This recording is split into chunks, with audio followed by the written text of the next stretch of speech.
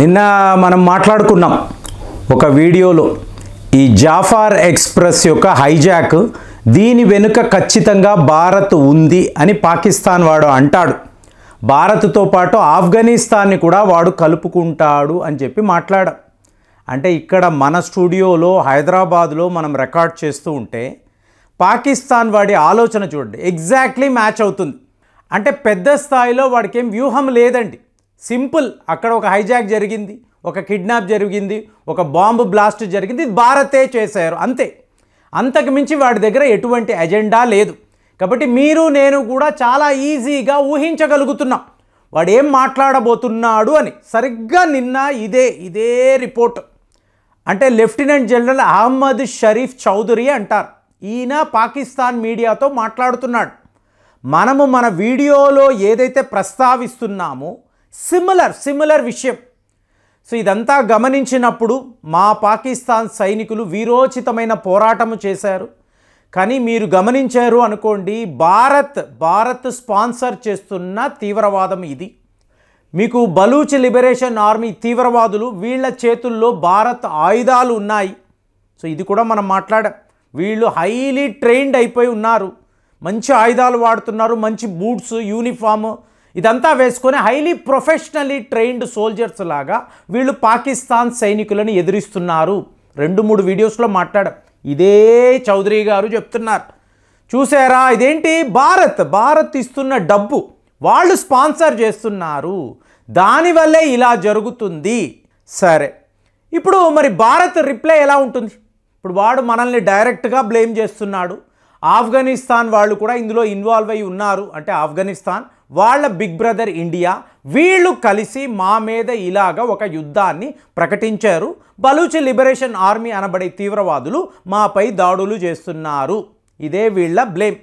So మనం ఏమంటున్నాం? Baseless allegations, ఇందులో ఎటువంటి ఆధారాలు లేవు, అడ్డదిడ్డంగా మాట్లాడుతున్నావు. అసలు నువ్వు ఏంటి అంటే ఇన్వర్డ్స్ ఆలోచించు. ఇప్పుడు ఒక మనిషి జీవితంలో ఒక సమస్య వస్తుంది. ఈ సమస్య వచ్చినప్పుడు వాడు ఏం చేస్తాడు? ప్రపంచంలో ఉన్న వాళ్ళందరూ కూడా నాపై కుట్ర పన్నుతున్నారు, పలానా వాడు ఇలా చేశాడు, పలానా ఆవిడ అలా చేశారు, ఇలాగే కదా మాట్లాడతారు. ఒక్కసారి ఇన్వర్డ్ ఆలోచిస్తే నేను ఏంటి? సో ఈ తప్పులంతా నా వద్దే ఉన్నాయా, నేనే దీనికి కారణమా? ఒక్కసారి ఆలోచిస్తే ఈ సమస్యలంతా తీరిపోతాయి. సో థింక్ ఇన్వర్డ్, నువ్వు ఏంటో ఆలోచించు. పాకిస్తాన్ నీ దేశంలో స్థితిగతులేంటి, నువ్వు ఏం చేస్తున్నావు, గ్లోబల్ టెర్రరిజంలో నీ రోల్ ఏంటి? నువ్వే ఎపిసెంట్రిక్ ఆఫ్ టెర్రరిజం, తీవ్రవాదము అంటే పాకిస్తాన్. అలాంటిది నువ్వు ఇవాళ ఒక భారత్ గురించో ఆఫ్ఘనిస్తాన్ గురించో మాట్లాడితే ప్రపంచము నవ్వుతుంది. ఫ్రెండ్స్, ఇక్కడ ప్రాబ్లం ఏంటంటే వెస్టర్న్ మీడియా వీళ్ళందరూ దొంగలండి, పచ్చి దొంగలు.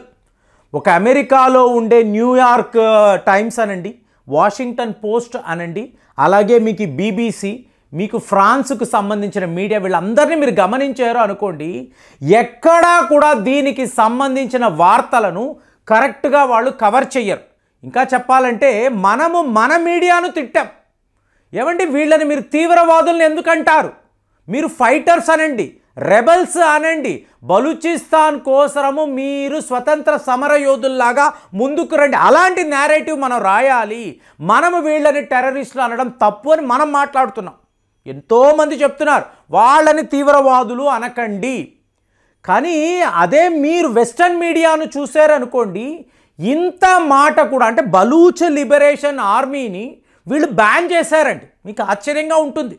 బలూచిస్తాన్లో ఎన్ని దారుణాలు జరిగాయో స్వయంగా ఇమ్రాన్ ఖాన్ గారు, వాళ్ళ మోస్ట్ పాపులర్ లీడర్, ఇవాళ ఆయన బయటికి వచ్చి మళ్ళీ ఎన్నికలు అంటే ఇమ్రాన్ ఖానే పాకిస్తాన్ ప్రధానమంత్రి.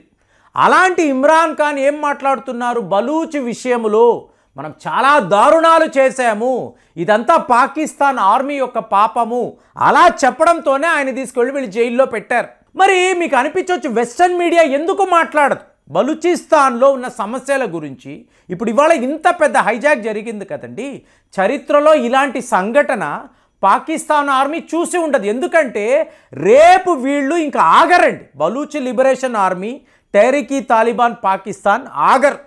ఒక ట్రైన్నే మేము హైజాక్ చేయగలిగాం, లోపల ఉండే సైనికులను మీకు లిస్టు ప్రకారం ఒక లిస్టు వేసి మరి మేము లేపేశాము, మమ్మల్ని ఎవడురా అడిగేది. సో ఆ లెవెల్లో ఉంది వాళ్ళ స్పిరిట్స్. మా బలూచిస్తాన్ లిబరేషన్ కోసము మేము ఇంకా ఎన్నో చేయబోతున్నాము, అలాంటి సెల్ఫ్ ఎస్టీమ్తో వాళ్ళు ఉన్నారు. మరి వెస్టర్న్ మీడియాకు ఏమయ్యింది అంటే ఏమీ లేదు ఫ్రెండ్స్. అప్పట్లో ఈ వరల్డ్ ట్రేడ్ సెంటర్ జరిగింది చూసారా సంఘటన, జరిగిన తరువాత అమెరికా వాడు నేరుగా ఆఫ్ఘనిస్తాన్లోకి వచ్చి తిష్ట వేశాడు. ఇక్కడే ఈ తాలిబాన్ వాళ్ళు ఉంటారు, మీకు ఒసామా బిన్ లాడెన్ ఉంటాడు, వాళ్ళను పట్టుకోవాలి, ఇదంతా ప్లాన్ కదా. సో ఇప్పుడు వీళ్ళకి ఎయిర్ బేసెస్ కావాలి, ఎక్కడెక్కడో ఎయిర్ బేసెస్ కావాలి. ఈరాన్కి సరిహద్దుల్లో బలూచిస్తాన్ ఉంటుంది, 909 కిలోమీటర్, అంటే వాస్ట్ బార్డర్ అండి.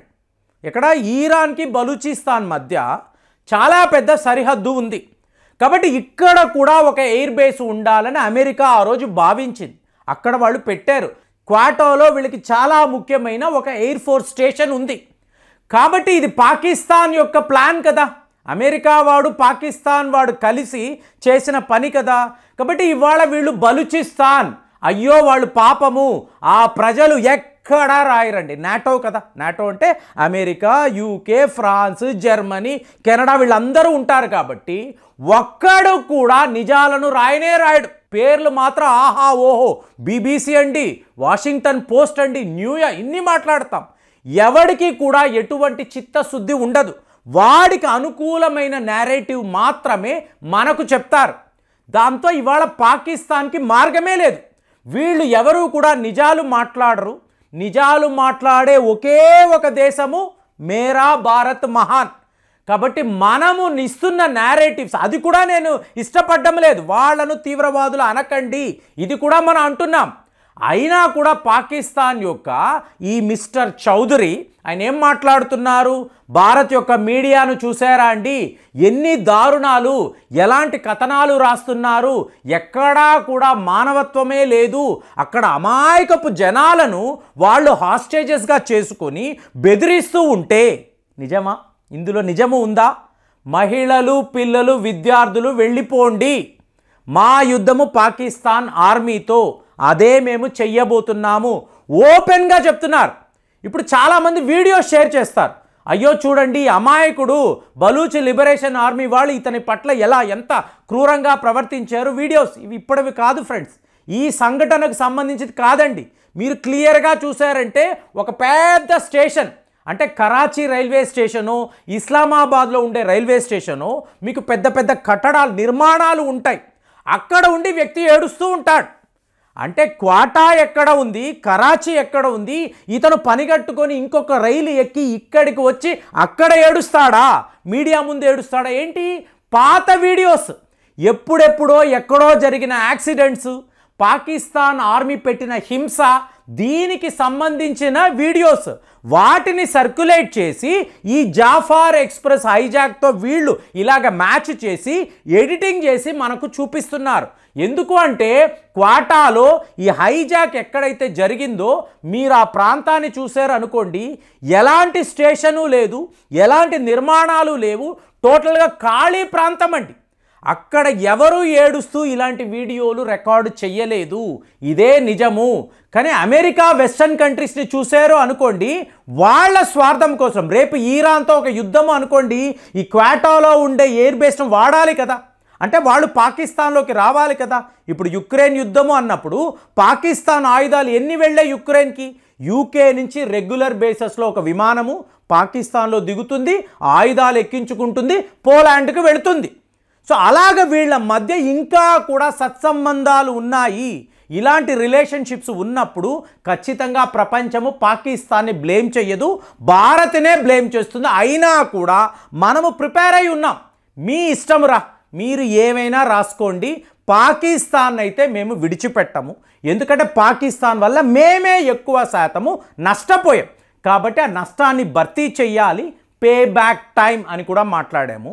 కాబట్టి భారత్ యొక్క నేరేటివ్ ఇలా ఉన్నప్పుడు మనము ఇచ్చిన జవాబు పాకిస్తాన్ ఇవాళ ఏం మాట్లాడలేని సిచ్యువేషన్. ముందు నువ్వు నీ గురించి చూసుకోరా, నీ దేశంలో ఏం జరుగుతుందో చూడు అని క్లియర్గా మన మినిస్ట్రీ ఆఫ్ ఎక్స్టర్నల్ అఫైర్స్ ఒక స్టేట్మెంట్ని విడుదల చేశారు. మరి పాకిస్తాన్ వాడు చేస్తున్న ప్రచారాన్ని మీరు ఎలా చూస్తున్నారు? కామెంట్స్లో రాయండి. మళ్ళీ వచ్చే వీడియోలో కలుద్దాం.